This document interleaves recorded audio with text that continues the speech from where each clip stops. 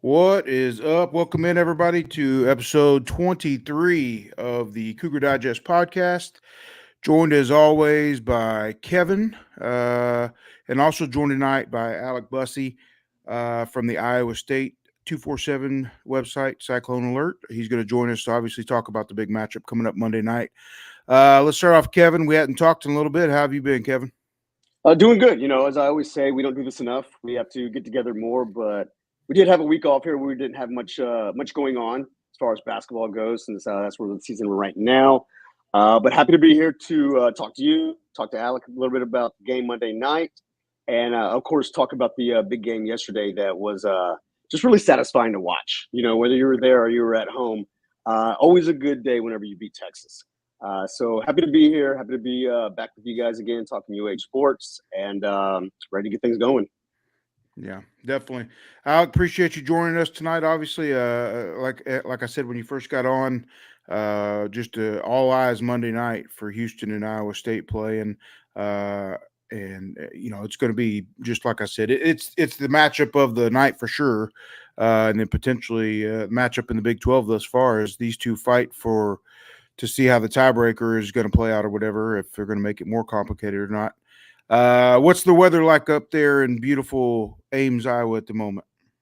Well, I went for a run, so it's not too bad. It's about 40, 45 degrees. I'm still not a very good runner, though. I'm trying to get in better shape for the summer. Stamina's poor right now. So we're working on that. But, yeah, it's not too bad. It's been weird. It got a little bit warm here a couple of weeks ago, and then it got really cold again this week. But I think it's supposed to start warming up here more permanently. I'm ready for the spring and the summer to roll around. Yeah, definitely. Obviously, you guys had Texas Tech. Was it Saturday y'all played them as well? Yep. Okay, so y'all had Texas Tech. Iowa State played Texas Tech, and that was at Tech or at home? That was in Ames. That was in home Coliseum. In Ames. Okay, so you guys will deal with the travel on the short turnaround. But luckily, y'all weren't on the road previously, too, because that would have made it even more complicated. So at least they helped y'all out a little bit that way. Real quick, welcome in Gatlin as well, who's in to join us. He's one of the regulars, Alec. Gatlin, we're joined by Alec tonight. He's from the Iowa State site, and we're just kicking into a little bit of the matchup that's going to be Monday night. How are you doing? Doing great, guys. Yeah, sorry about the little technical difficulties getting in here. I was punching the URL in incorrectly, so I may look young, but I'm a boomer at heart, so sorry about that. User error, yeah. That one always gets us. Yeah, we've all fell victim to that one. Yeah, well, hey, I don't know what you guys have covered yet, but Alec, thanks for hopping on with us. You know, one of the questions I had for you, just to kind of kick things off, I think for some of the fans who maybe weren't paying attention the first time around, or maybe you've just kind of forgotten.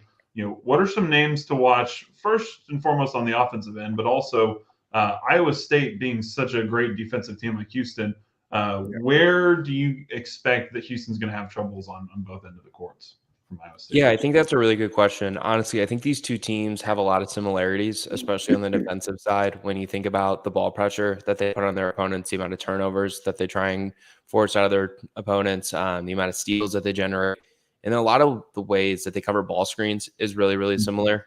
So many teams in the country, right, fall into drop coverage and ball screens. Both of these two teams blitz it, and they try and push the ball handler really far away from the rim and away from where you're going to get a quality look at the rim and a quality shot.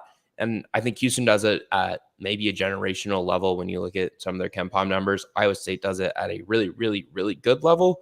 But they're very similar on the defensive side. Offensively, I think Houston just has better guard play. When you look at guys like Jamal Shead and you look at LJ Cryer, those are, especially Cryer is more of a bucket getter, but Iowa State's really kind of emerged here in the last couple of weeks with Keyshawn Gilbert. He transferred in from UNLV in the offseason. He's Iowa State's leading scorer, averaging about 13.5 to 14 points a game this year, I believe it is. He played super well on Saturday against Texas Tech, went for more than 20, had three three-pointers, I believe it was, against Tech on Saturday. He shot the ball really well. Dating back to Iowa State's win against KU at the end of January, I think he's over 43%. So Keyshawn Gilbert is certainly one that you need to watch from an offensive perspective for Iowa State. He's a true bucket-getting guard. I would say he does a really good job of putting pressure on the rim, getting into the lane, and he's found good confidence with his shooting stroke. And then Tamin Lipsey, I would describe as more of like the table setter, maybe a little bit more like Jamal Shead than LJ Cryer, to put it into like Houston fan terms, because I think Cryer is more of your like getting guy for Houston, whereas Shead is more of a table setter. Lipsey's a little bit more of a pure point guard, I would say, than Gilbert is. He's a really good assist man. He's the leader in that area for Iowa State. He's dealt with some injuries this year, especially a shoulder thing, kept him out of a TCU game. He started shooting the ball before that, right after the shoulder, I should say. But he started to rebound a little bit. Those are the two guys in the backcourt. And then Curtis Jones, he comes off the bench for Iowa State, but he's essentially a starter. He's playing about 30 minutes a game, I think it is, in Big 12 play. He's a really, really good shooter. He started to shoot it really well from late. His percentage on the year isn't great from behind the arc, around 34%, I think it is. But he started to really get hot here in Big 12 play. He started the season poorly, but he's played better here of late. And then Milan Momcilovic is a freshman. He's got a real old man's game. If you guys watch a ton of Iowa State, you certainly know what I'm talking about. He's got the ability to convert in the mid-range, loves his turnaround fadeaway jumper. He seems to have lost a little bit of confidence with his three-point stroke. He missed all three of them that he took against Tech, and then he passed up an open one later in the game. But he's certainly someone who has the ability to spray it from the perimeter as well. So those are the guys on the offensive end. And then defensively, like I said, it all starts with their ball pressure, and it starts with how often they're trying to force turnovers, just like Houston. Yeah, Milan, UH fans will remember that essentially game winner. I was going to say that. Winner, that fadeaway jumper. Oh, my gosh. You know, when that left his hands, I didn't know much about Iowa State at the time. I was kind of watching. I was like, all right, we'll live with that shot. And then the announcers, I guess, who watched him a lot, said, nope, that's a shot he will take and make. And it was devastating. So, no, thanks for that insight there. Now, one of the other questions I have, maybe you can give us some insight here. You know, one of the things Houston struggles with is, as you said, Jamal Shead, kind of the primary ball handler, the guy who really initiates the offense. A lot of U of H's offense is dependent on, you know, pick and roll, high ball screen, getting into the lane, and that kind of generates everything else, right? When we're not getting that pick and roll and getting into the lane, the offense kind of stalls out. Does Iowa State have kind of like that primary motion or primary action that they try to initiate, or what is their offense really predicated on? Paint touches. It's getting their guards in the paint. I think these teams are mirror images of each other. I kind of wrote that this morning in a story that we have up on our website.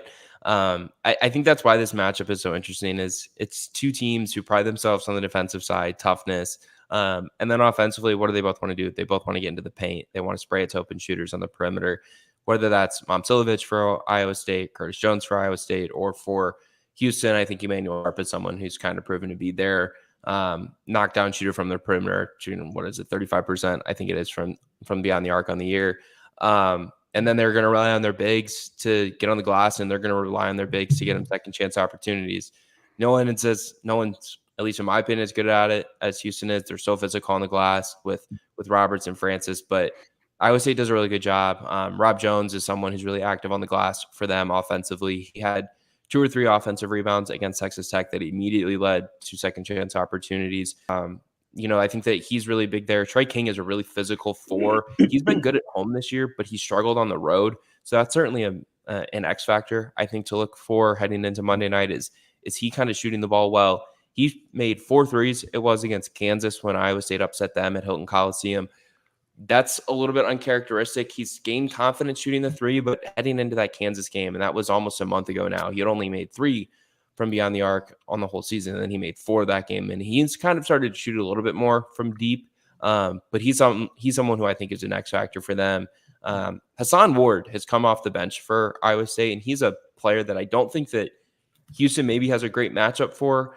Ward is, 6'10", 6'11". I don't think he's a full 7 foot, but he's a really good athlete, can play above the rim, really good rim protector. He's just struggled with fouls a lot this year. He missed a good amount of time, about a month, because of a foot injury that needed surgery. It was a stress fracture, but he came back and was really, really good right away, right at the start of Big 12 play, but he's kind of struggled here of late. So I think that he's another guy that Houston fans, if for a matchup that maybe doesn't favor the Cougars from the tip, I think that he's certainly one just because of his athleticism and his size, where Houston doesn't have a traditional 5-man like that. Yeah, and Right. Houston historically, size inside has not affected them as much. The way that they double the post and try to get it out of their hands. Obviously, Hunter Dickinson gave us issues as he's given everybody else in the country, right? But one of the things that does tend to give Houston a little bit more issues, and I'm curious if Iowa State maybe has somebody like this, is length and athleticism on the perimeter, right? Because Houston's backcourt is a little bit smaller. I mean, Emmanuel Sharp at small forward is the tallest guy in the backcourt at 6'3", right? Is there anybody that maybe fits that mold of like a long, athletic guard that great defensive guy? Maybe give us some issues there. The one guy I would circle is Gilbert, but Keyshawn's not very big. Like, Keyshawn's probably under 6'3" at tallest. I would need to double check where he's listed on the roster, but yeah, they don't have, they're not built like, I'm trying to think of a team with like really big guards in the Big 12. Kansas. Kansas kind of does, right? But like DeJuan Harris isn't that big. Yeah, but the rest of their with Furphy and their other guard. Don't say Furphy again. McCullough. McCullough's big. Yeah. Oh yeah, McCullough is good. I'm like McCullough's 5, big. 6'7". But yeah, you're right. Certainly not the point guard. And Jamal Shedd has handled bigger guards as well, but especially like LJ Cryer. That matchup I think will be really interesting because when he's not, able to move off ball and get open, and they make him put the ball on the floor, he has not shown the ability to, get into the lane and consistently hit jump shots or, generate offense for others. So I think that will be an interesting matchup to watch as well if they're able to make LJ Cryer put the ball on the floor and go. I think that's something that they would like to do because one area where Iowa State isn't very good defensively is their 3-point defense. It's kind of the one thing they sacrifice defensively, and I think it's kind of the smart bet when you guys think about a lot of college teams and college players. What are they not good at? It's shooting. For whatever reason, that's why they're in college and not in the NBA. Yeah. So they force a lot of turnovers, but they generally don't, defend the 3-point line the greatest. They did better against Texas Tech on Saturday. I think Tech was 1 of 10 from beyond the arc in the first half, but then Tech kind of lit it up a little bit in the second half. I think Texas Tech had about 50 points in the second half on Saturday. 11 of them came in the last minute or two, though, when they were kind of making their desperation run. So I think that that's kind of an important context. But 3-point defense is something that Iowa State struggled with. So you want to force teams like Houston into tough twos, and you want to force them into 2-point jumpers and things like that. Because, have the ability to kind of light it up for the perimeter. Same with Sharp. And I think while Shedd isn't the greatest shooter from deep, like I've seen him go off, right? Like who was it that he went? Was it BYU that he just went nuts against late? There was a game he had. He had the Texas was like at Texas was the game where he had a few threes. He ended with like 26 points or something. It might be that one. Yeah. 29 points. He was 12. Yeah, that's the one. Yeah, Texas. I mean, the ball was in his hand every single possession, and he was taking the shot. But yeah, I another thing that I'm kind of curious about is how does Iowa State look? Have they been a team that I know they rebound the ball well, but when it comes to giving up offensive rebounds, how have they performed? The rest of the season. They have been great on the defensive glass. If you look at kind of where they are on KenPom and different things like that, they're allowing opponents to get close to 28, 29% of their offensive rebounds. I believe so. That's certainly an area where I think that Houston can kind of take advantage of it, because Houston's close to 40% getting their offensive rebounds, which is just like an absurd number for a team. I feel like every coach would love to say, like, we want to get 40% of our offensive rebounds, but like no one actually comes close to that except Houston, apparently, which is just nuts, especially without a traditional big. But they crashed the glass really well. So that's one of my biggest X factors on Monday night is how well Iowa State's able to get on the defensive glass. I will say one advantage that I think Iowa State has heading into this is their guards are pretty active on the glass. Taman Lipsey is, for one point this season, led them in rebounding. Keyshawn Gilbert led them in rebounding on Saturday against Tech. He had 8 rebounds. So while their bigs maybe don't have the greatest rebounding numbers from a per-game average perspective, their guards take a lot of them. Yeah. So I was actually going to say, I mean, again, when we talk about kind of mirror image, just how these teams are built similarly, Houston, part of the reason they get so many offensive rebounds, and you're right, I think that'll be the matchup to watch, is what happens there. Houston takes a lot of threes, and they don't always make them. Kelvin Sampson has said, the offensive possession begins when the first shot goes up, right? And the way that they actually coach this is their bigs, technically speaking, they work to get to the shoulder of the guy they're being boxed out. And there's a lot of tip outs, right? That's actually what they drill. That's what they work on. And it leads to a lot of long rebounds for the guards. I mean, Jamal Shedd against Texas had 11 rebounds, I think, 16 points and 11 rebounds, right? It's not because he's in there crashing the glass. It's because, our big guys were in there getting a ton of tip outs. And so, when you say that Iowa State is a team who gives up a lot of open threes, what that has translated to against other opponents for Houston is a lot of first shot goes up, tip out back to the shooter, for example. Now you're in a scrambled defense, and that's where Houston really initiates their offense effectively. So it'll be interesting to see how the guards do on the glass on both sides, I think. Yeah, I think what's interesting about it is, and I would need to go watch a lot more of Houston's games on Synergy. I feel like Houston gets a really bad rap, and people are like, I hate watching Houston. Like, they're not fun to watch. I'm like, hand up, I love watching Houston play. I find them to be very entertaining. Like, I love their toughness. I love watching them guard. I love the intensity that they play with. I think Kelvin Sampson's a great coach. I also find great entertainment from him on the sidelines. Like when he rips his tie off, the one night of the year where he rips the tie, I just find great entertainment in that. But like, I would say guards are going to go to the glass and they're going to try and rebound. But Houston is generally known, like, they have good size. Like, it's not awesome size, but they're pretty long across the board. Like, I think of Tugler, and Tugler has great length and he gets really good minutes for them.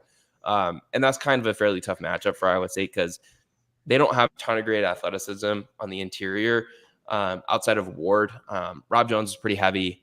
Trey King is a heavier athlete. Like, neither one of them are great vertically. King actually missed a dunk. He had an open path to the rim on Saturday against Texas Tech. He tried to cock it back for kind of like a LeBron dunk, and he like slammed it into the front of the rim.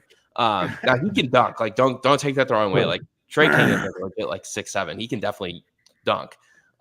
He just missed that one.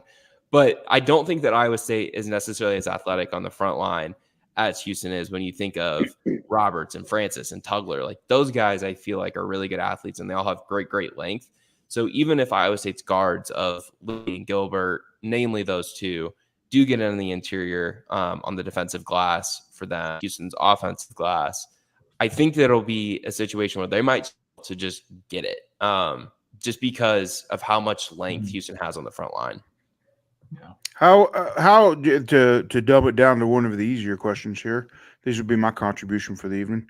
What's Iowa State look like road versus home? Obviously, Houston got them early in the Big 12 season and got a wake up call of sorts. And despite it being what the weather was way back then, Iowa State and Midwest folks aren't scared to show up. And that was one of their early road games that they kind of. Maybe a welcome to the Big 12 moment. How's Iowa State look between home and road? So they're undefeated at home this year, just like Houston Right. is. They're up to 15-0 at home. Now, they didn't play a very good non-conference schedule, so a lot of their wins there are against a lot of bye opponents. Their non-conference strength of schedule, I think, is like 322 or something in the country. But they've been pretty good at home in the Big 12. They have wins over Houston, obviously, beat KU at home. So those are, you know, 2 of the 3-4 best teams in the Big 12 that they both beat at home. But on the road, they're pretty solid as well. I mean, they're 4-3 on the road in the Big 12 this season, which is really impressive. They've got road wins this year over TCU. They did that without Tamin Lipsey, who's probably their best player. They were a buzzer beater away from beating Baylor on the road. Silvich just didn't get it out of his hand quick enough. And that game had a ton of weird stuff happen in it. As far as like Scott Drew getting ejected. Yeah, that was a wild one. Yeah, the game was weird. So they were in that one. They did go on the road and they handled Texas. They were up, I think, close to 20 at one point in that game on the road at Texas, but Dylan Disu went nuts in the second half. So that's another team that they beat on the road. Early in the season on the road in Big 12 play, they got blitzed pretty badly at BYU, but that was one of the nights where BYU was just super hot from the perimeter. And when BYU shooting it from 3, like they're really, really tough to beat. And then last week, Iowa State went on the road and they beat Cincinnati pretty handily as well. And that one was never in a ton of doubt, like after the first 4 or 5 minutes of the game. So there's certainly a team that's good on the road, but I don't think that they've played a team on the road in the Big 12 this year who is even like comparable to Houston. Now, I don't know a ton about like the Fertitta Center's environment or anything like that. I imagine it's not like Allen Fieldhouse where it's just like crazy loud and it's like the Golden State Warriors of like 2015 couldn't go in there and beat Allen, beat KU on certain days. Like this is going to be another animal because I think winning at Houston on a short turnaround when first place is on the line is going to be a lot different than going to the Moody Center on a Tuesday night or going to Cincinnati like Iowa State did last week. Yeah. Now, I will say, you know, the Fertitta Center is a great atmosphere. I mean, just had Texas in there on Saturday, and it was, you know, rocking. I was at, you know, when U of H hosted Alabama 2 years ago, top 10 matchup, it was not as loud as it was on Saturday. I remember watching that Bama game, actually. That was a good game. It was a great game. We were ahead until the last 5 minutes or whatever, and we just fell apart. But you know, the problem I think for Houston fans is weeknight games are never going to be our strong suit.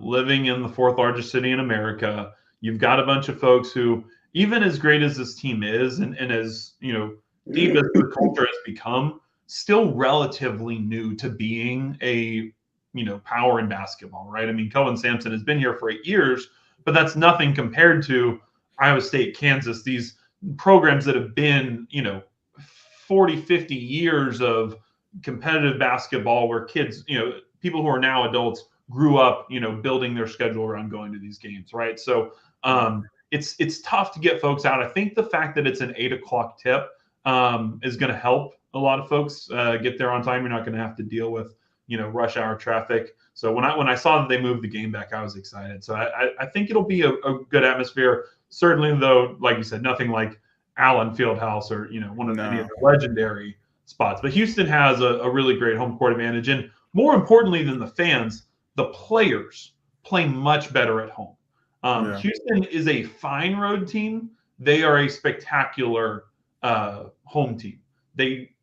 Basically everybody shoots at least, I think maybe like 5% better from 3 across all of their guards, at least, somewhere in that range. And you look at guys like LJ Cryer, all of his best performances have come at home. They just tend to do a lot better, especially I think also another part of it is the runs, right? So Houston is a team of runs, and they're capable of doing them on the road. But there's something obviously, about that momentum, right? Whenever you get a stop and all of a sudden it gets a little bit louder, you get that second turnover. And Houston actually tracks this stat. The coaches have talked a lot about it. They call it, right? Whenever it has nothing to do with the offensive end, but when they get 3 stops in a row, they call that a kill, obviously, and they track that religiously. So they're really effective, especially at home, in getting those 3 straight stops. And obviously that is a huge advantage for Houston playing at home here. Yeah, and I think the fan base too is.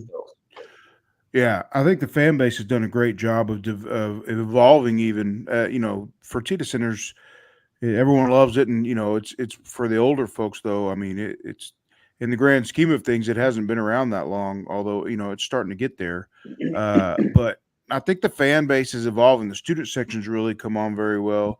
Shout out to our intern guy Blake. I know he's busy tonight and couldn't join us, but I think the student sections really started to build some of their own traditions, so to speak, and they're starting to kind of take hold of it on their own. Even early on for Tita Center, the students started showing up, but you know what I mean. They kind of have to start developing their own little deals, just like each spot you go on the schedule. They kind of become known for their own little, their own nuances that mostly the students, those are the ones that should be into it the most. And traditionally, when you go on big road games and major college programs, it's that student section that carries it. So they're getting there. You know what I mean? I think they're tremendously. It seems like they're getting better and better each year. They're getting some good leadership in terms of from the student section and getting people organized. I'll give it to you this way, though, Alec. Like this was, the Texas game on Saturday, right? Obviously, a big game for Houston specifically. I heard you guys don't like them. Yeah, that's true. Does anybody, right? People in Austin. Yeah, well, yeah, but there's a special hatred that we have in our hearts for them. And the fans camped out or the student section camped out several hours before tip off. That's a big deal for Houston, right? Yeah. And that kind of gives you an idea of hey, it's getting there in terms of people getting there early, trying to make sure that it's filled at tip off.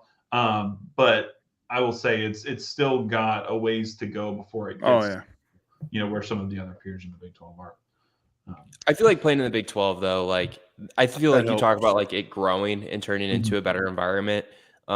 This isn't meant to come off as a slight against the American, but better opponents for sure. Yeah, there's just Houston was never hosting a top 10 conference yeah. game in the American. Maybe Memphis would come in the league and they would be ranked in the top 25. Cincy, right? Yeah, but there's just not as much juice there when you're not big Monday game, first place on the line in the conference, let alone the best conference in the country. All of those things. Kansas coming to town at the end of the year. I'm sure that game's going to be nuts. It's Kansas. It's a blue blood.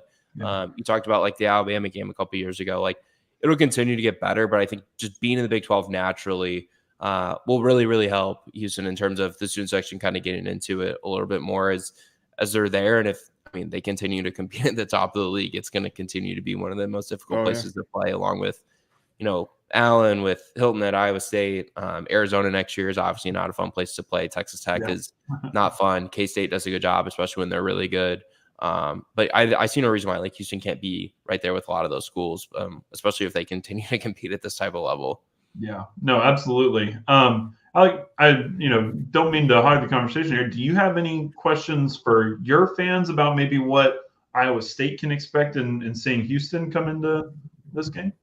Yeah, I guess the one thing that really fascinates me about Houston when I watch them is just how does Kelvin Sampson go about building these rosters and getting guys like this? Because it's been this way for at least 3-4 years, right? Because they've made it to the Sweet 16 or Elite 8 dating back to the 2019. 4 straight Sweet 16s, and I think 3 of the last 4 Elite 8.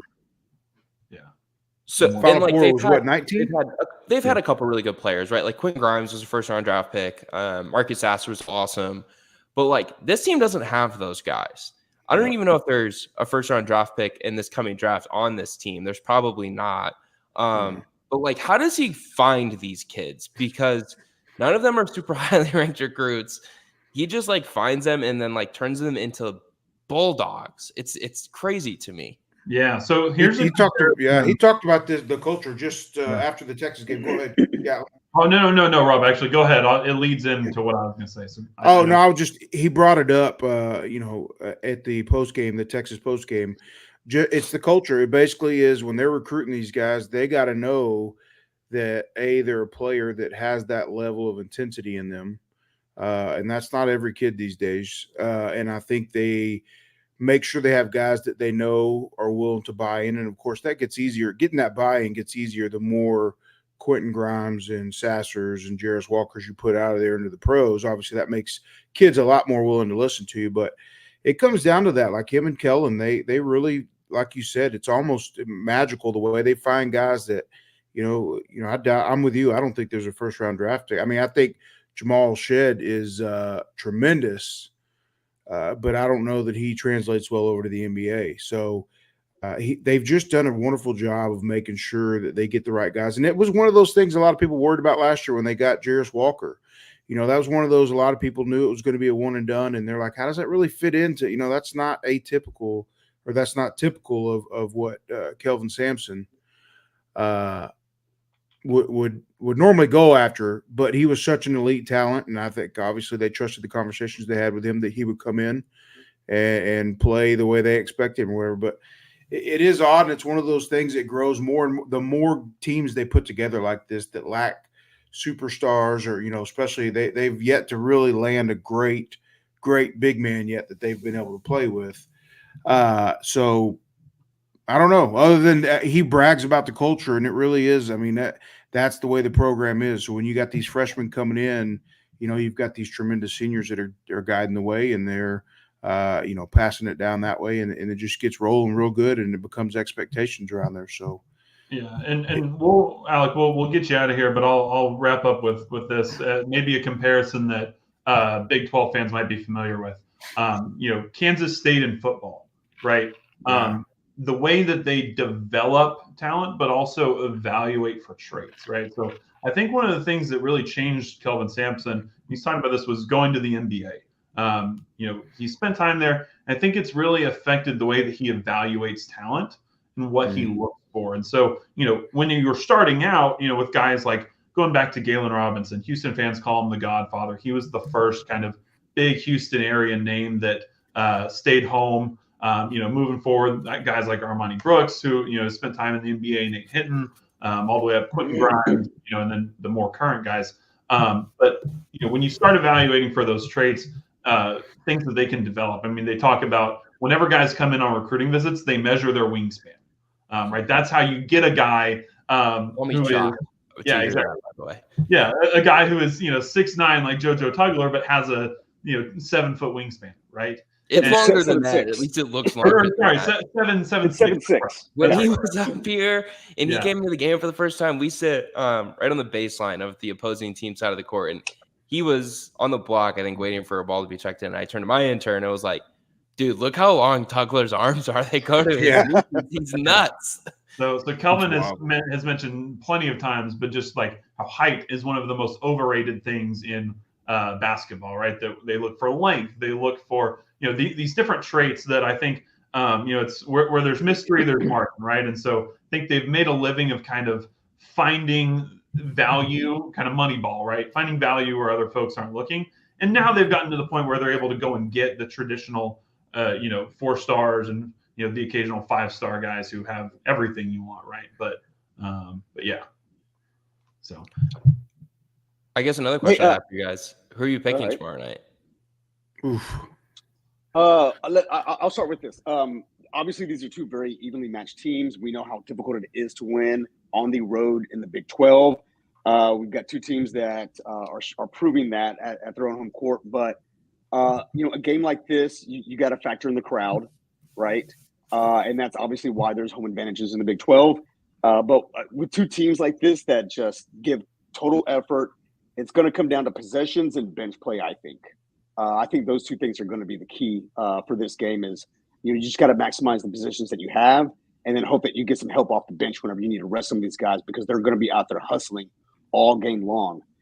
So these guys are going to get tired, and you need some guys to come in and pick up the slack on them. So with that being said, I give a slight home advantage to Houston just because of the crowd factor, and the factor also that, we don't want to lose twice to Iowa State in the same season. So that's what I think. I think that's how things are going to play out. It's not going to be like last night against Texas, but it's definitely going to be a dogfight like we saw in Ames earlier this year. Yeah, I'd give Houston the edge. Yeah, I agree with what Kevin says.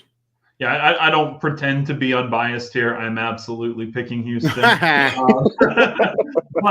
some stats for me to watch, like where I think the difference is going to be Houston averages about 5 more rebounds per game than Iowa State, despite shooting about the same percentage. I think Iowa State averages a few more points per game, but also allows more points. So obviously there's a little bit of difference in pacing there. That being said, I think Houston is going to rebound more effectively, and I think Iowa State's giving up 3-point shots is going to lead to offense in the way that Houston's looking for, and I think that's going to be a difference.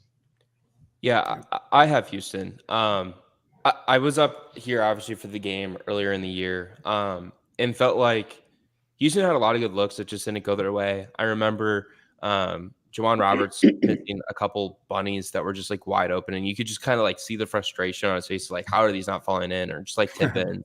And I know there's some people out there who maybe don't think that this Houston team is good enough to go on and go to a Final Four or go to a national championship because they're not as fun to watch as a team like UConn might be, or maybe they don't have the offensive pieces like an RJ Davis at North Carolina or a Dalton Connect at Tennessee. But like, I think this Houston team is really freaking good. And I believe a lot in this Iowa State team. Like I kind of started to believe in them a lot heading into, I don't know, when they won at Texas after losing the way they did at Baylor, I was like, okay, this team's really good.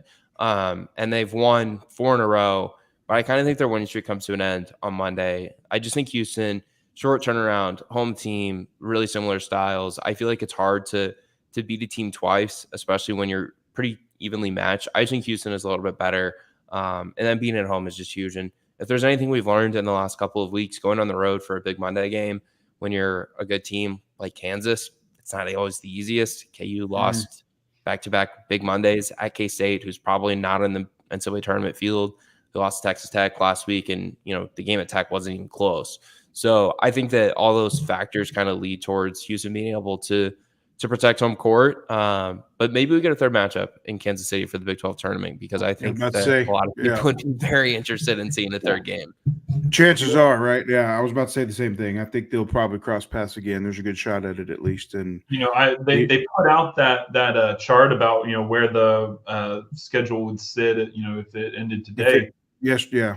Yeah, and I was actually really pleased to start thinking about the fact that honestly, if Iowa State wins the Big 12, I would not complain if Houston got to sit on the bottom side of the bracket and let Iowa State and Kansas duke it out on that side. And Houston gets to sit down there with Baylor. That's a team I'd much rather play than Iowa State or Kansas for a third time. So, well, I think the Baylor game on Saturday is going to be a big opportunity for Houston. Absolutely. Too. I think that's going to be a great game too, especially on the road. I mean, that's going to be a tough one. But Alec, thank you so much for joining us. I really appreciate the insight. I know the fans will as well. So thanks. Yes, definitely. No, thank you guys for having me on. Appreciate it. And so I look forward to the game on Monday night. Now, where can people find you? Oh, yeah. You guys can find me at our 24/7 Iowa State site, Cyclone Alert. So make sure to check that out. I already have a feature up on the game tomorrow. A little bit of a recap from the Texas Tech game for Houston fans who want to know a little bit more about how Iowa State did that. And then you guys can find me on Twitter or X, whatever we're calling it. I still prefer Twitter, at Alec_Bussy. So check me out those two places, and appreciate you guys for having me on. Thanks a lot. Yeah, thanks for coming on, Alec. Maybe we'll talk again. Board for fans as well who are looking to find you. What was that? I said we'll link all of your stuff, your Twitter and the appreciate it. Page on our site for anybody's looking. Appreciate you guys. Yeah, hopefully we see you in Kansas City, because I'm sure a third match between these two teams would be a blast for everyone. Thanks, Alec. See you guys. All right.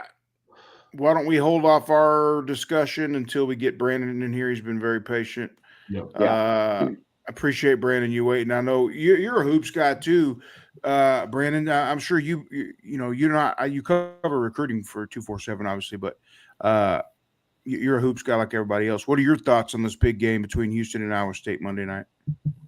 I just see Houston coming for revenge. I think Iowa State was already prepared the first time that they came in. They knew that Houston was a team that likes to come in and punk people. And, I think TJ squad wasn't having that. And they definitely proved that by, on the first punch in that game. And Houston, they recovered, but it just wasn't enough. So, I'm really interested in seeing how Houston takes care of business. I have them winning the game because I just don't see them losing twice to to one team.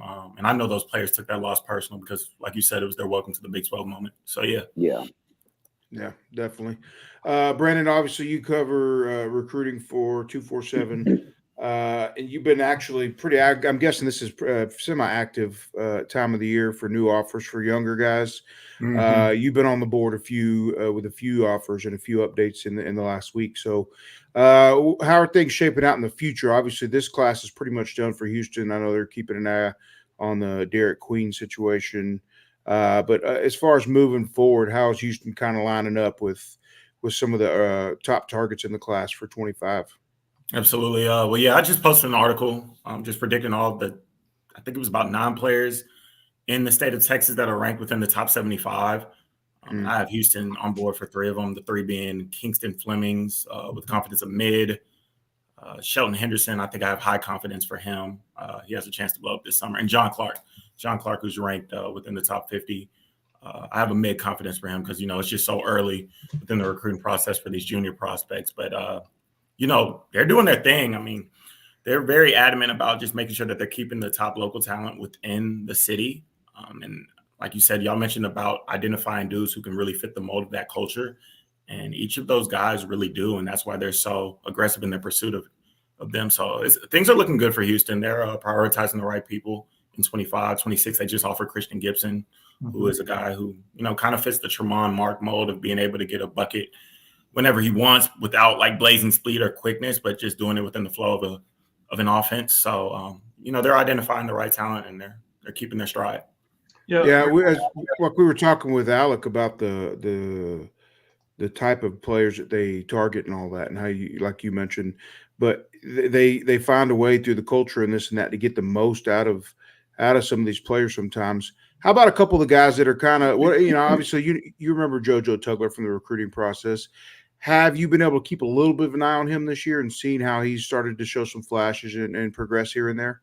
Absolutely. I think he's going to be a beast, and I think it'll happen by next year. He might have some NBA looks coming by next year because he makes loud plays. It's crazy. We talk about with Houston how, they're what did Kelvin Sampson say? The first possession stops after the first shot is up. And so, with him, when I first seen JoJo, he was going into his junior year, and he really wasn't even a name in the state of Texas. He was kind of a name in Houston, not anything really loud, but he was playing for some AAU team, some sponsor AAU team, second team playing up. And so, he emerged. Hold on, computer's tripping. But yeah, he emerged, and, he's gotten better year by year. And I think, from an evaluation perspective, the Cougars are getting everything that they want out of him and even more. Every time I talk to the staff, they say that he's more skilled than give it credit for, and his motor obviously is off the charts. He gets off the floor well. So I think he's coming along strong, and those loud plays will carry over to some serious draft attention, I believe. I think he has a chance to be one of the special ones that come out of the program. Yeah, Brendan, they say he can shoot threes too. As a freshman, he has not been given the freedom to do that in games.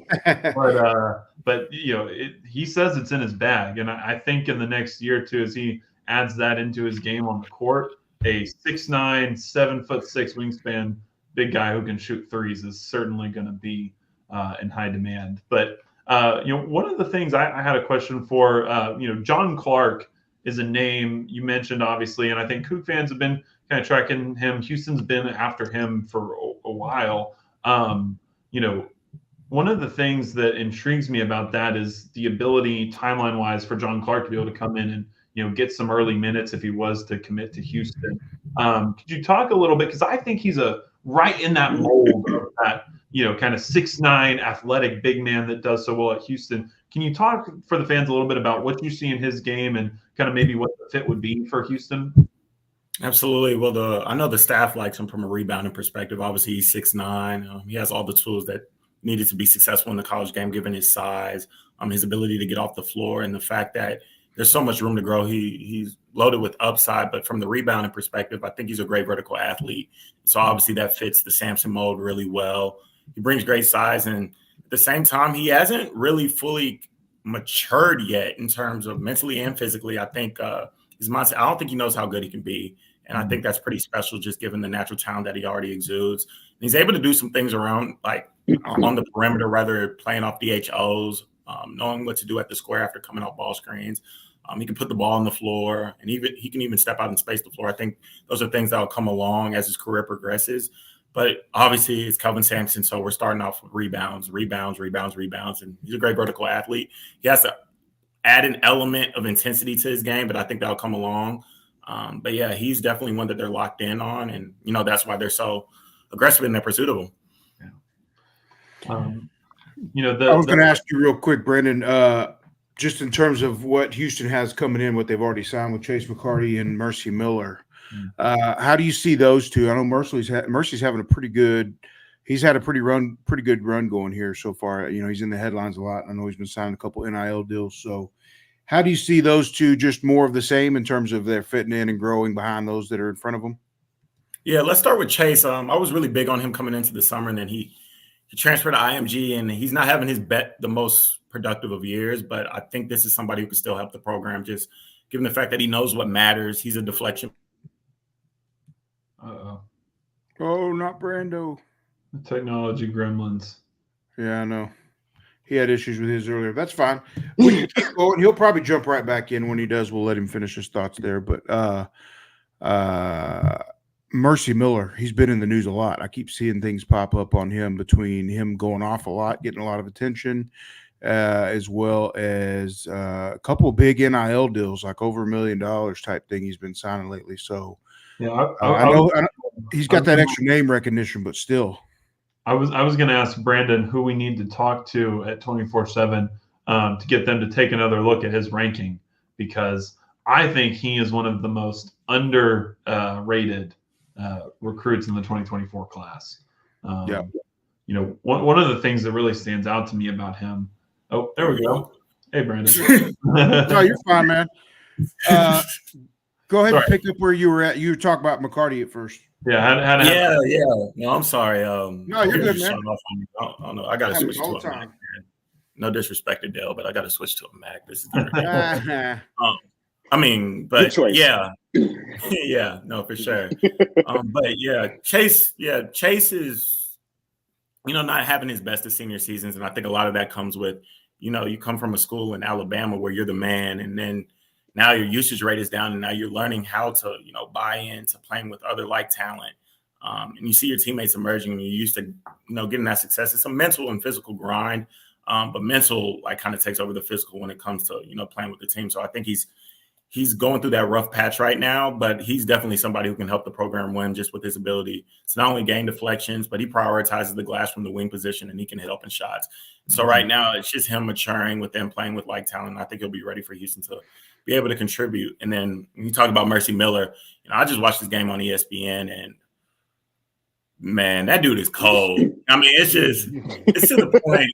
It's to the point because I evaluated him when he was a freshman. He was playing 15U for John Lucas's AAU program. And, he just has this natural ability to score the basketball, and that has remained intact. He doesn't miss shots. He knows how to score. He's ridiculously skilled. He can hit tough ones. And, his ability to hit tough shots, I think that really translates to the program. Y'all mentioned guys like Quentin Grimes and Marcus Sasser earlier. Those are dudes who could break dudes down and hit contested jumpers and not even think twice about even attempting it. They never seen a shot that they didn't like. And you're getting that in Mercy. So defensively, that's where the adjustment is going to be needed to be made. Obviously, Kelvin Sampson prioritizes and he demands those dudes to be efficient on that end of the floor. And so that would be an adjustment for him, but he could put the ball in the basket, and I see him having a terrific career. And, shout out to him and his family, Master P and them, for identifying Houston as the place where he needs to be early. Because I think it's a good parent, and I think he's somebody that we have vastly, underranked at 24/7 Sports, and I think he's going to come along and achieve a higher ranking by the time those rankings finalize in the spring. Yeah, Brandon, one of the things I'm curious about with Mercy, because I watch him, and I think he might be the most complete offensive player that Houston has signed coming out of high school. And that says a lot, because, guys like Galen Robinson, Rob Gray, Armani Brooks, these guys were certified scorers, even coming out of high school. But he is on another level. And, one of the things I'm curious about is, I know he doesn't play point guard, but do you see any potential for him to translate there? Maybe not in a official point guard role, but as like a primary ball handler, because I think his skills would be really well utilized in that Kelvin Sampson high ball screen. His ability to generate a shot for himself, but also get into the lane and create for others. Do you see anything there, or am I off there? No, for sure. He has some combo in him. I know we've seen times where Marcus Hassel was able to play on ball for the Cougars. He's been able to thrive because of his ability to get buckets and get into the paint. I think Mercy has that in him, obviously, but I think he thrives more playing alongside a guard like a Jamal Shed or a DeJon Jarreau or a Galen Robinson. If that's some dude that is on the floor for just to make those around him better. And I think Mercy will be able to get his offense off and things will come easier to him. And the result of that is more efficiency. And I think he'll be able to thrive alongside a guard. But yes, he can play with the ball in his hands. You'll probably see times where he's, running the offense for them, but he thinks score first, and he's really, really good at it. I mean, like I said, Brody is cold. He hits tough jumpers, and I think that, Kelvin Sampson is going to love his confidence and love his approach to the game by the time he arrives there. Yeah, he's probably more in a crier category on court, I would imagine. But just to piggyback off Gatlin's comment, that's something I'm curious about also. With Shed leaving after this year, who's going to pick up the slack as the point guard for this team moving forward? Yeah. We've got some people that we're looking at recruiting, like Kingston Flemings, I think, and maybe a couple other people. Looks like A-Cup is kind of gotten cold on Houston. It looks like Michigan has come up as in the running along with I can't remember who else that he was, Kentucky, I think. Yeah. But who's the next guy that can come in that probably has the most potential to come in and pick up the slack when Shed moves on after this year? All right. Well, yeah, obviously they're prioritizing Kingston Fleming in 2025, but the way Jamal Shed is playing, I mean, I think he might be the Big 12 Player of the Year, has a chance of being a first-team All-American. He might be out of there. Yeah. So they need a point guard next year. Yeah. And so Probably. what you said? I said probably going to end up being transfer portal if he moves on. Absolutely. Yeah, portal. People have brought up that he has another year left, but I mean, and I know NIL makes it a little bit more believable or doable when you're not an NBA draft pick, but at some point too, and even Sampson said this over the years, sometimes it's time. These guys know when it's time to move on, and when they want to at least go start their pursuit of getting to the NBA, wherever that starts at. So, yeah, I think if they don't already have them on board, that'll probably be one of the key priorities from the transfer portal, I would imagine. Absolutely, yeah. I mean, you said it. That's the name of the game. I think they're going to go portal, and it's going to be hard to replace a dude who just impacts the game in as many ways as Jamal Shed does. But they've never had a problem evaluating talent. I think they're going to approach it with the same approach that they do with all those 13 to 15 players that they have on that roster. Yeah, and Brandon, one name that is on the roster that you may remember, Cordelius Jefferson. So obviously he was recruited, I think, as a combo guard, but played mainly point guard in high school. And a guy who, again, when you talk about someone who is out there to generate offense for others and sets the table for everybody, when I go back and watch what he did in high school, I mean, that's all I saw. I mean, now certainly he was a talented scorer, but I think his assist numbers were pretty impressive when I looked. And do you think there's any chance that Kelvin Sampson takes a look at him as a point guard, or do you think they really are? Was he recruited more to be that combo guard or maybe an off-ball two kind of player? No, I definitely think he has a chance to emerge as a point guard, but obviously not only him just being there is a work in progress, but them playing in the league, it might take him a minute for him to come along. So I know right now the staff's biggest challenge for him is just not only to take it all in, but also to learn with a sense of urgency, just because it is Houston and, they're at the point where they can choose guys that they want to bring in because they earn that rep, just not only with the draft success, but also with the success in the tournament and the winning column. So for Cordelius personally, I think the biggest challenge for him is just to make sure that he can be a guard on the floor, not a combo or not a point, just somebody who can get on the floor, make others better, but also make the key plays with opportunity, just for himself to develop and earn more minutes. So by the time he's an upperclassman, he's somebody who is a top tier key name on an opponent's scouting report. And I think he has a chance to do that, just given his mentality. And he actually loves being a Cougar. And I think he's taking it all in and he's getting better. So there's a chance for him there. It's just going to take some time. Yeah. No, well said. So sorry, I was just going to say one last thing on Cordelius. I mean, just again, when we talk about that Cougar mold, a kid who really loves playing defense too. And I think that will help him. You're right. Certainly probably not ready to take over should Jamal leave next year. But as he comes along, a guy who kind of fits that mold of who could be an elite on-ball perimeter defender in this league, which is obviously the key to Kelvin Sampson's heart, certainly. Absolutely, yeah. If he buys into that, I mean, it's gold. And that honestly, it may earn him earlier playing time. I know he's redshirting this year, but he may have a chance to come in. If he can guard with a sense of urgency and be emphatic within doing it, and also be able to, make key plays offensively. Yeah, he'll be able to earn time and then, carry it forward. I just wanted to ask you. No, you're fine. I wanted to throw in, the board will hate me if I don't. But anything you've heard lately, or anything to offer on Derek Queen? And I know he's coming down for McDonald's in Houston this year, and a lot of fans are obviously enjoying the fact he'll be back in Houston for that. So close. Anything other than pretty much, I think whatever's available is out there at this point. And it's something that I'm just not sure about because he's been very tight-lipped with his time frame and all of that. A team that I would look at is Maryland. Right. I look at them as the favorites, obviously with Indiana's situation going on, with them being up in the air, and then obviously, they just make the most sense because I know they've been in there ever since the kid was in middle school. Right. But at the end of the day, the kid is going to do what the kid wants to do. And Houston has Quanez White. Quanez White was able to, be one of the headhunters in getting Jarris Walker, and obviously you see what that did. I know that makes an impression on Derek Queen. Team Thrill is very close knitted, and Jarris Walker has sat on the bench for some of those games on the Under Armour circuit where Derek Queen has performed well. So I know there's a relationship there, and Derek Queen has to see it. So Houston will have some action, and yeah, if he's uncommitted or undecided by the time that McDonald's All-American game happens, I'll be scared if I was what are the teams, Kansas, Indiana, and Maryland? I'll be very scared because they know, and I think he brings this elevated Josh Carlton type role when you think of his hands and his ability to finish plays. Obviously, Kelvin is going to demand a lot out of him from a motor perspective, but think about how that can help him long term because he's just effortlessly skilled and gifted. So yeah, if he's undecided by the time the McDonald's All-American game rolls around, I'll be afraid if I'm Terps fan for him being down there.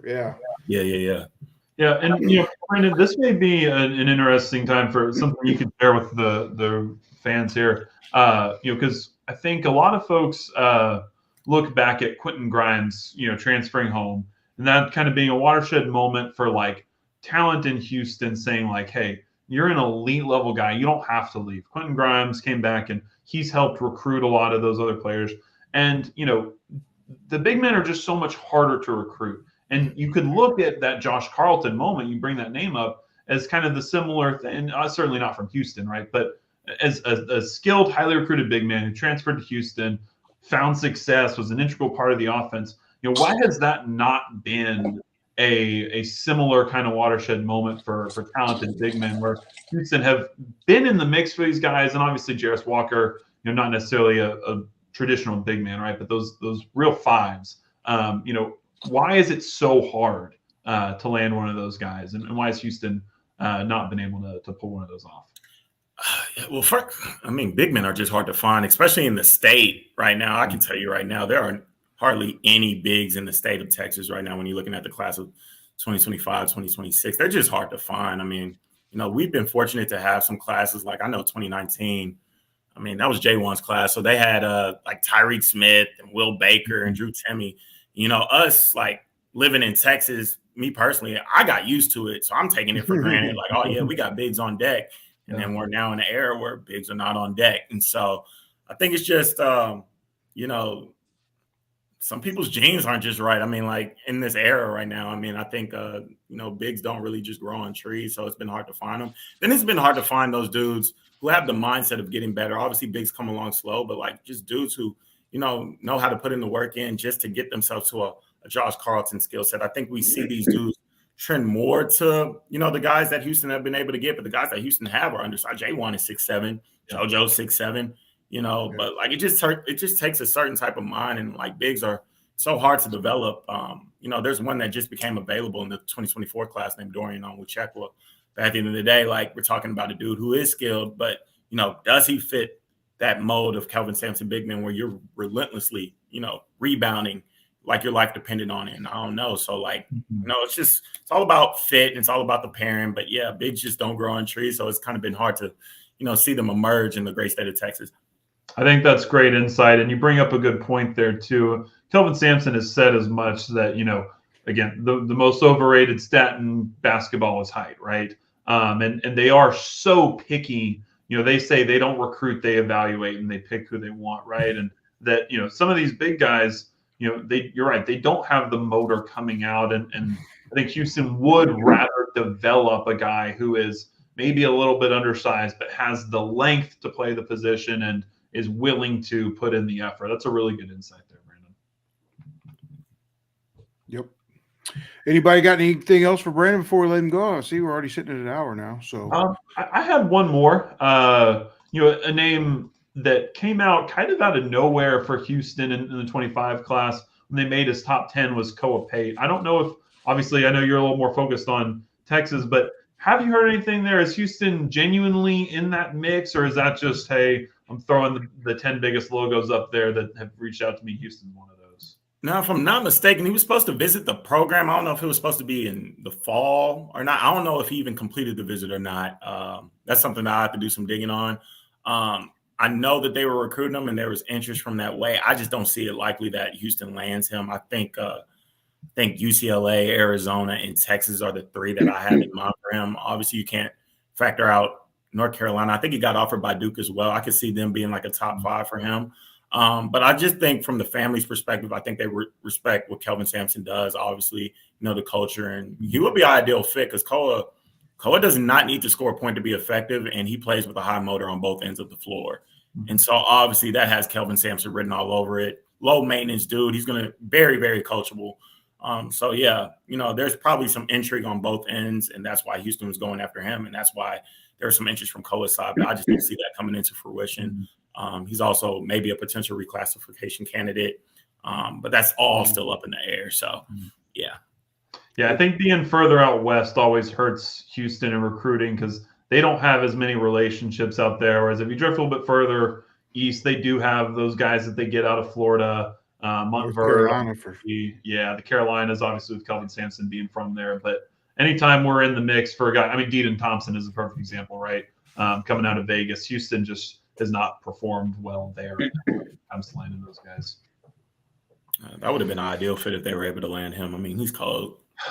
Yeah, I know. Well, is Thomas going to be still at UNLV after this year, or is there a chance he might actually look at other schools? To be honest, I have no idea. And in respect to the Running Rebels program, I don't even think, you know what I mean? All right, we won't stop dropping any rumors. All right. I will tell you this. Yeah. Brandon said, don't get me in the middle of all this. I will tell you this. Like, if a situation was supposed to happen and D-Dan is up for grabs, I'm pretty sure, yeah. Like that same type of level of interest that they had when they were recruiting him in high school, I feel like that would be there. Because like I said, he is cold, and I think he's a potential outlier. One of those Jalen Brunson, Fred VanVleet dudes who ends up in the league and having a long career. Oh, wow. There's no flaws in this game. Kelvin Sampson, like if he was able to coach him, he would love him. So, Yeah, they wanted him real bad. And I know his mom was a huge Houston fan. Obviously, Said Lot is kind of their adopted son. They played together in high school, and their family really took him in. And so she was really pushing for Houston to land him. And obviously, the dad played at UNLV, and so legacy won out over that. But Houston fans would be screaming from the mountaintop if Deaton Thomas did happen to find his way into the portal, because I think. Oh yeah. I think he should. Yeah. All right, Brandon.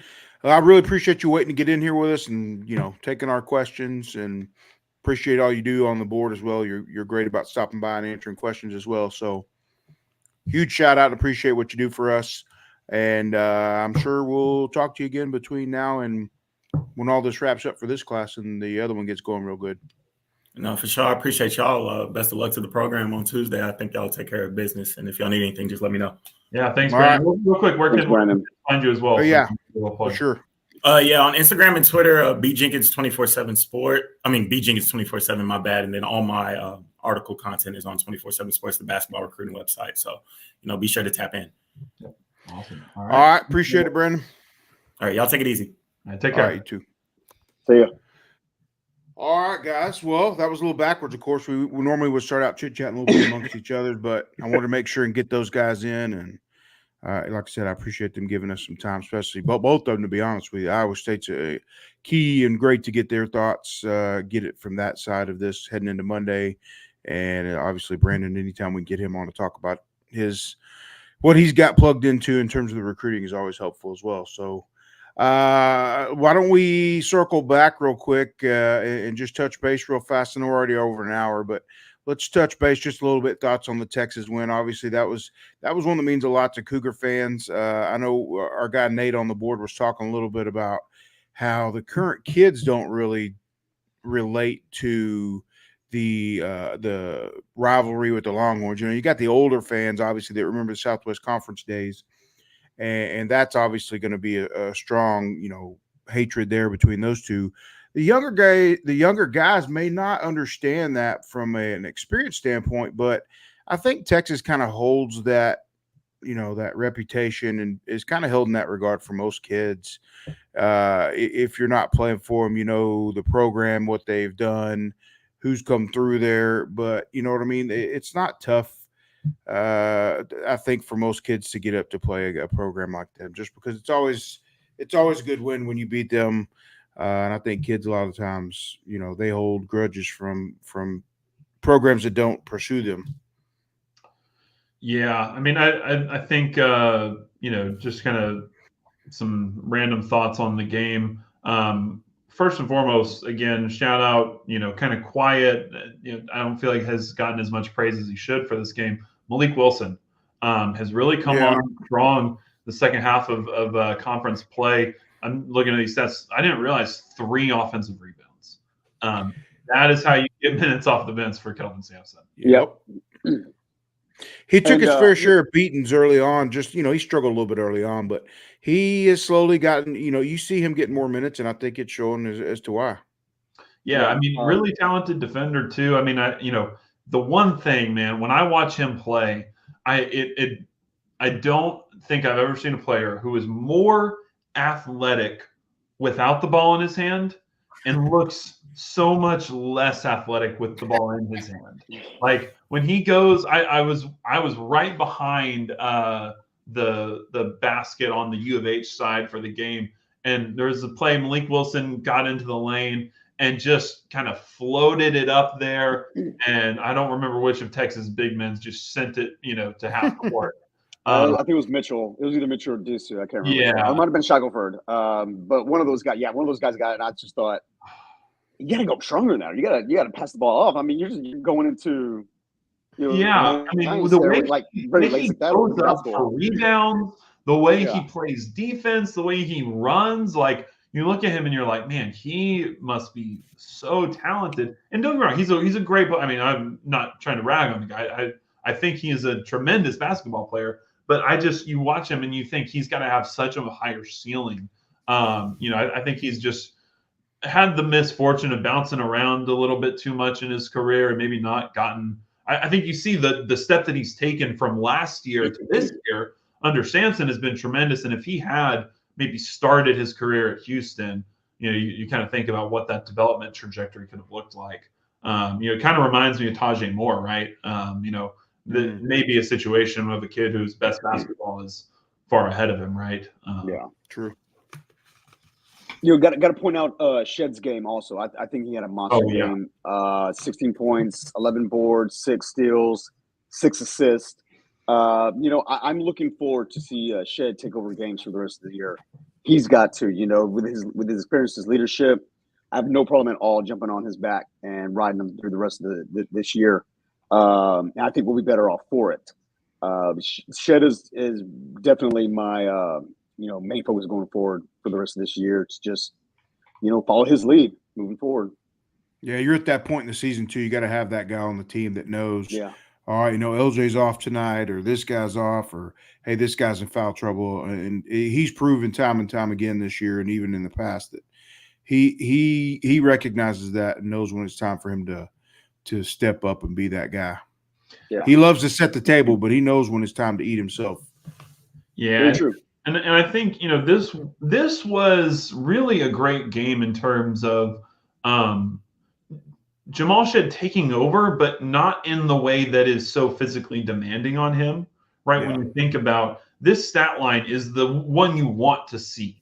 11 boards, 6 assists, 6 steals, where he's playing defense, he's getting out and running, he's getting some neat touches for himself. You got 2 blocks too. 4 threes. Yeah, but generating a lot of offense for other guys. Yeah. Whereas when he has to run that, high ball screen, get into the lane and finish, I mean, that is so taxing on him.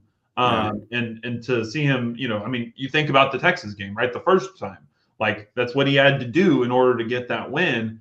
And you were just thanking God that you had a whole week off after that game.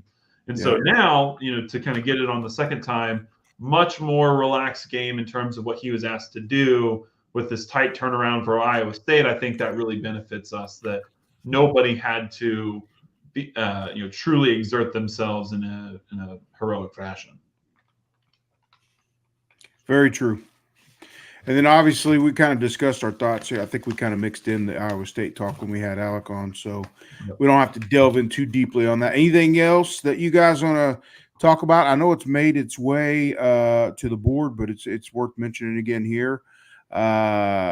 Coach Fritz has told us at the last press conference on signing day that they will have all spring practices open. The entirety of it for media will be available.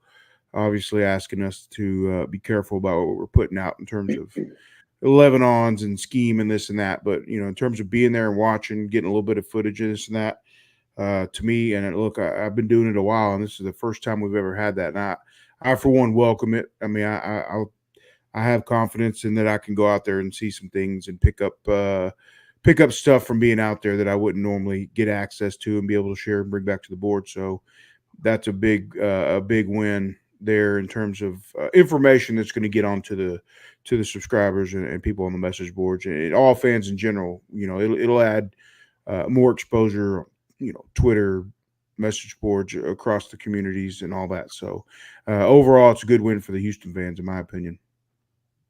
Yeah, I mean, I think it's just it's so important, man, just to build energy. Like I feel like the off season, right now it's a level playing field.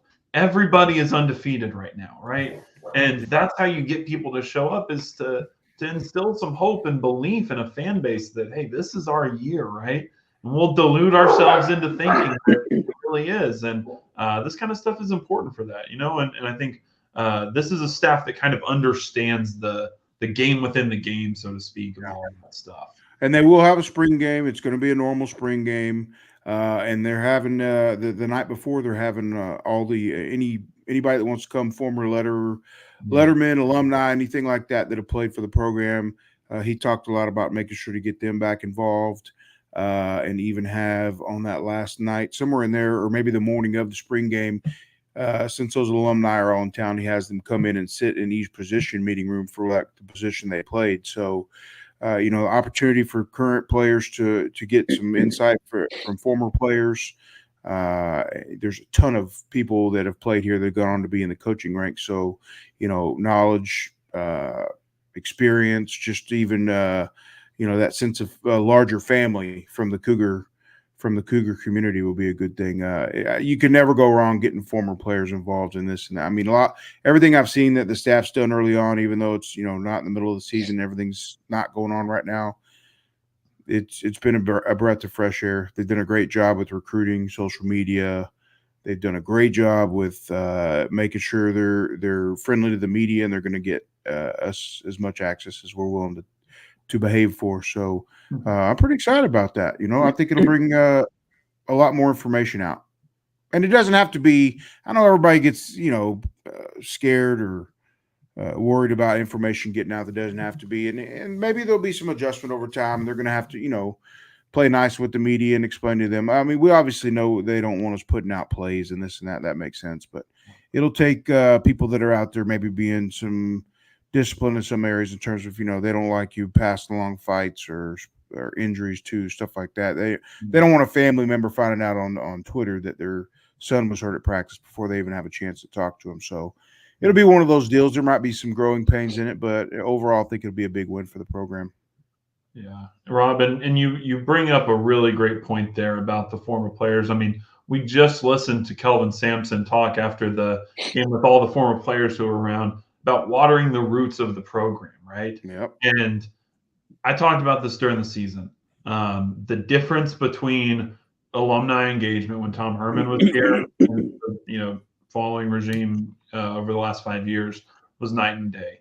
And I think there's some repairs that need to be made there, because not just for the benefit of, hey, there's a lot of Cougars in coaching and the benefits that can net you, but just for the roots of the program and the culture that you're trying to build here. Those former players mean a lot, and it's really great to see them trying to get those guys back involved. And it doesn't hurt, like I said, with all of them in the coaching ranks like they are. I mean, it's twofold. Obviously, you want those guys on your side when it comes to recruiting, and the guys that want to give you a heads up on guys, early heads up, so you can be in there and type thing. They'll lean on that, but it's not something I feel like they're doing for that purpose. But it's one of those twofold. You win both ways either way. Yeah, well said. So. Anything else you guys want to touch on before we cut this one loose? We didn't have a shortage of conversation this time, that's for sure. If anybody doesn't have anything else, then I say we'll wrap it up. Maybe we'll shoot for Sunday again, next Sunday after the Baylor game. If we can find a hole in the week, everybody's schedule matches up like Thursday, Friday, then we can do that as well. If not, I would say bare minimum we'll shoot for Sunday after the Baylor game. All right. Cool. Thanks, guys. All right. Appreciate everybody tuning in, and we'll see you next trip. All right.